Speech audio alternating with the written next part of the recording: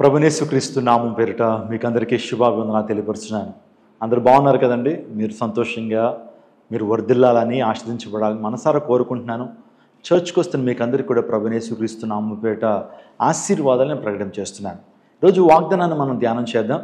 ప్రతిదినం కూడా ఒక వాగ్దానాన్ని మనం ధ్యానం చేస్తున్నాం. ఆ వాగ్దానాన్ని దేవుడు మన జీవితంలో నెరవేరుస్తున్నాడు. గ్రంథాలు తెరిచినట్లయితే యోహాను సువార్త 8వ అధ్యాయము 32వ వచనాన్ని చదువుకుందాం. సత్యము మిమ్మల్ని సొంతలుగా చేయును, truth shell set you free. ఈ మాటను మనం బైబిల్ గ్రంథంలో చూస్తున్నప్పుడు ఎంతో ధైర్యంగా మనకు ఉంటుంది. సత్యం మనల్ని సొంతలుగా చేస్తుంది. ఒకవేళ నీవు ఏ రకమైనటువంటి బానిసత్వంలో ఉన్నా సరే, ఒకవేళ బందీకానాలు ఉన్నట్లయితే, విడుదల లేని పరిస్థితులు ఉన్నట్లయితే, సత్యమైన యేసుక్రీస్తు ప్రభువారు నిన్ను స్వతంత్రులుగా చేయటానికి ఆయన సమర్థుడు. ఈరోజున యేసు ప్రభువారు ఎందుకు ఈ లోకానికి వచ్చారంటే, మనల్ని పాప బంధకాల నుండి మనల్ని విడుదల చేయడానికి ప్రభువైన యేసు ప్రభువారు ఈ లోకానికి వచ్చారు. శాపం అనే బంధకాలలో ఉన్నటువంటి మనల్ని విడుదల చేయడానికి వచ్చారు. ఇంకా చెప్పాలంటే మరణం అనేటువంటి బందీకానాల్లో మనం ఉన్నప్పుడు, ఆ బంధకాలు ఉన్నప్పుడు విడుదల చేయడానికి ప్రభువైన యేసు ప్రభువారు ఈ లోకానికి వచ్చారు. ఈరోజు నువ్వు సత్యము మన సొంతలుగా చేస్తుంది. ప్రభువైన యేసు ప్రభువారు ఈ లోకానికి వచ్చి ఆయన చెప్పిన మాట, నీ లోకానికి నేను సత్యమును అన్నాడు. I'm the way, the truth and the life. నేనే సత్యం. సత్యం అంటే యేసు ప్రభువారు. గాంధీ మహాత్ముడు కూడా అంటాడు, సత్యమే దైవం అంటాడు. యేసు ప్రభు ఈ లోకానికి వచ్చి ఆ సత్యము నేనే. సత్యం కోసం మీరు ఎదుగుతున్నట్లయితే అసతోమా సద్గమయ అనే మాట మనకు తెలుసు. ఆ ప్రార్థన మనం చేస్తుంటాం. అసత్యమును నన్ను సత్యంలోకి నడిపించు. ఈరోజు ఆ సత్యమైన యేసు ప్రభు వారు నీకు స్వాతంత్రాన్ని ఇస్తాడు. భారతదేశం 200 సంవత్సరాలు బ్రిటిష్ వారి యొక్క సామ్రాజ్యపు వాదపు కాడి కింద నలిగిపోయింది. మనం అందరం కూడా మన పితరులు, మన పూర్వీకులు బ్రిటిష్ వారి యొక్క కబద్ధ హస్తాల్లో చితికిపోయారు. స్వాతంత్రం కోసం పోరాడారు. ఎట్టకేలకు 1947 ఆగస్ట్ 15 మనకు స్వాతంత్రం వచ్చింది. అనేక మంది స్వాతంత్ర సమరయోధులు చేసినటువంటి కృషి ద్వారా మనకు స్వాతంత్రం వచ్చింది. ఈరోజున రాజకీయపరమైన స్వాతంత్రం అందరికీ వచ్చింది, కానీ ఇది మానసికపరమైన స్వాతంత్రం మనిషికి రాలా. ఇప్పుడు ప్రభువైన యేసు ప్రభు వారికి ఏ స్వాతంత్రం ఇస్తాడంటే, రాజకీయపరమైన స్వాతంత్రం కాదు. ఆనాడు యూదులు కూడా యేసు ప్రభు రాజకీయపరమైన స్వాతంత్రం ఇస్తాడు, రోమా ప్రభుత్వం నుంచి మాకు విడుదలను ప్రకటిస్తాడు, ఈయన రాజుగా వెలుస్తాడు అనుకున్నారు. కానీ ప్రభు ఇచ్చేటువంటి స్వాతంత్రము అది రాజకీయపరమైన స్వాతంత్రం కాదు, కానీ ఆయన ఇచ్చేది మానసికపరమైన స్వాతంత్రం.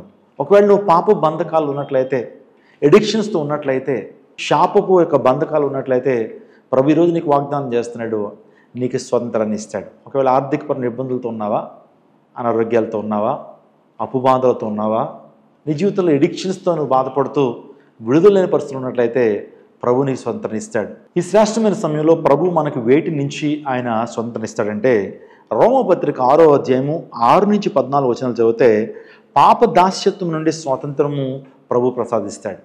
పాప దాస్యత్వం నుంచి ప్రభు మనకు స్వతంత్రాన్ని ఇస్తాడు.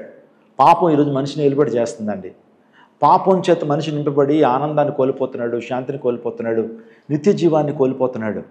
దేవుడిచ్చే గొప్ప ఆశీర్వాదాలను కోల్పోవడానికి ప్రధానమైన కారణం ఏంటంటే ఈ పాపం చేత మనిషి బంధించబడ్డాడు.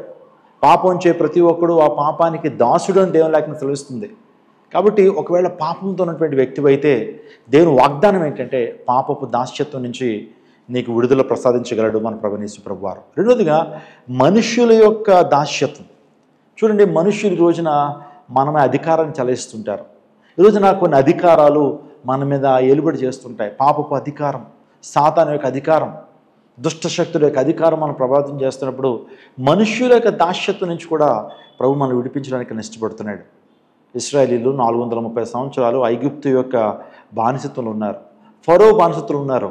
వారు మొరపెట్టుకున్నప్పుడు దేవుడు వారిని విడిపించి పరమ కానానికి వారిని నడిపించాడు. ఈరోజు నిన్ను కూడా దేవుడు మనుష్యుల చేత బంధించబడిన పరిస్థితులు ఉన్నట్లయితే, నీ శత్రువుల చేత బాధించబడుతున్న పరిస్థితులు ఉన్నట్లయితే ప్రభు నీకు విడుదలను ప్రసాదించి పరమ కానాను అంటే శ్రేష్టమైన స్థలాల్లోకి, మనోహరమైన స్థలాల్లోకి నీకు పాలును దయచేసేటువంటి దేవుడు మన దేవుడు. మూడోదిగా చెప్పాలంటే మరణ భయం అనేటువంటి దాస్యత్వం నుంచి దేవుడు మనకు స్వతంత్రాన్ని ఇస్తాడు. ఒకవేళ మరణ భయం నీలో ఉన్నట్లయితే, లేకపోతే నీ జీవితంలో మరణానికి భయపడుతున్నటువంటి వ్యక్తి అయితే ప్రభు దాని నుంచి స్వతంత్రం ఇచ్చాడు. ఆలోచన చేయండి, భారతీయులు చాలా కాలం నుంచి చేస్తున్న ప్రార్థన మనకు తెలుసు. మనందరం కూడా చిన్నప్పుడు చేశాం. అసతోమా సద్గమయ, తమసోమా జ్యోతిర్గమయ, మృత్యోర్మ అమృతంగమయ. మూడో ప్రార్థన, మృత్యులో ఉన్నాను, నాకు జీవం కావాలి. మృత్యువుతో పోరాడుతున్నాను, నాకు జీవం కావాలి. ఆలోచించండి. ప్రభునేసు ప్రభు వారు మరణం అంటే భయంతో ఒకవేళ ఉన్నట్లయితే నీకు స్వంతం ఇవ్వగలడు. నీకు మేలు చేసేటువంటి దేవుడు. ఈరోజు నా దేవుడు గొప్ప ద్వారాలు నీ కోసం తెరవబోతున్నాడు. నీ యొక్క అనారోగ్యించి దేవుడు స్వస్థపరచబోతున్నాడు. ఆర్థికపరమైన ఇబ్బందుల నుంచి విడుదల ఇవ్వబోతున్నాడు. కాబట్టి ఈ వాగ్దానాన్ని చూస్తున్న నీవు, వింటున్నట్టు నీవు శక్తిని పొందుకో, ధైర్యాన్ని పొందుకో, నిరీక్షణ పొందుకో. దేవుడిని దీవిస్తాడు. దయచేసి ఈ యొక్క వాగ్దానాన్ని 10 మందికి షేర్ చేయండి. తద్వారు కూడా దీవెన పొందుతారు. మీకు గొప్ప ఆశీర్వాదము, దీవెన దేవాదేవుడు మీ జీవితంలో కలుగు చేస్తాడు. నేను ఉన్నతమైన స్థానానికి దేవుడు నడిపిస్తాడు. దేవుని యొక్క ఆశీర్వాదము, కృప, కాపుదల, భద్రత, స్వస్థత, ఆరోగ్యము నీవు, నీ కుటుంబం ఈరోజు ప్రత్యేకంగా పొందుకొందురుగాక. ఆమేన్. తల వంచని ప్రార్థన చేసుకుందాం. సకలాశీర్వాదమునకు కారణమవుతున్న మా ప్రభువా, నీ వాగ్దానం ద్వారా నీకు స్తోత్రం తండ్రి. సత్యము శుద్ధులుగా చేస్తుందని నువ్వు మాతో మాట్లాడారు. నేను ఎంతమంది అయితే బానిసత్వంలో ఉన్నారో, ఆర్థికపరమైన ఇబ్బందులు, అనారోగ్యాలు, నాయన ఒంటరితనం, డిప్రెషన్, వారి జీవితాల్లో నాయన గందరగోళ పరిస్థితులతో ఉన్నటువంటి పరిస్థితుల్లో వారు ఉన్నట్లయితే మీరు నన్ను గొప్ప కార్యాలు జరిగించండి, స్వస్థపరచండి, స్వాతంత్రాన్ని అనుగ్రహించండి. మీరు చేసిన వాగ్దానాన్ని బట్టి నీకు స్తోత్రాలు. ప్రతి దినం ఒక వాగ్దానాన్ని ధ్యానం చేస్తున్నారు తండ్రి. మీరు మాతో సూటిగా తేటగా మీరు మాతో మాట్లాడండి. ఈ దినమంతా నీ బిడ్డలకి చక్కటి కాపుదల, భద్రత అనుగ్రహించండి నాయన. ఏ విధమైన అపాయం వారికి దరి రాకుండా నీ చేయి వారికి తోడుగా ఉంచండి తండ్రి. కార్యాలు జరిగించండి. ఈరోజు పుట్టినరోజు జరుపుకున్న వారి జీవితాల్లో తండ్రి ఆయన గొప్ప మేలుతో వారిని నడిపించండి ప్రభు. అదే రీతిగా వివాహ వార్షికోత్సవాలు జరుపుకున్న వారి జీవితాల్లో సంవత్సరం దయాకిరీటాన్ని తెరిపి చేసి ఆశీర్వాదంతో దేవునితో నింపమని వేడుకుంటున్నాను. సమస్త మహిమ, ఘనత, ప్రభావానికి ఆరోపిస్తూ ఈ వారంలో ప్రభు ఆయన 23, 24 తారీఖుల్లో హైదరాబాద్ ప్యాట్నీ సెంటర్లో హరిహర కళాభవన్లో జరుగుతున్నటువంటి ఆశీర్వాద మహోత్సవాన్ని మీరు దీవించండి. వాక్యం ద్వారా, ప్రార్థన ద్వారా అనేక మంది కార్యాలు పొందుకున్నట్లు మీరు ద్వారాలు తెరవండి. సమస్త మహిమ, ఘనత, ప్రభావానికి ఆరోపిస్తూ యేసు శక్తి కలిగిన నామములో అడిగి వేడుకుంటున్నాం తండ్రి. ఆమేన్. God bless you. ఈ వాగ్దానాన్ని 10 మందికి షేర్ చేయండి. మీ వాట్సాప్లో స్టాటస్లుగా పెట్టుకోండి. తద్వారా దేవుని యొక్క రాజ్య విస్తరణలో కూడా మీరు కూడా పాలుభాగస్తులు ఉండగలుగుతారు. దేవుడు మిమ్మును, మీ కుటుంబాన్ని దీవించి ఆశీర్వదించును గాక. ఆమేన్.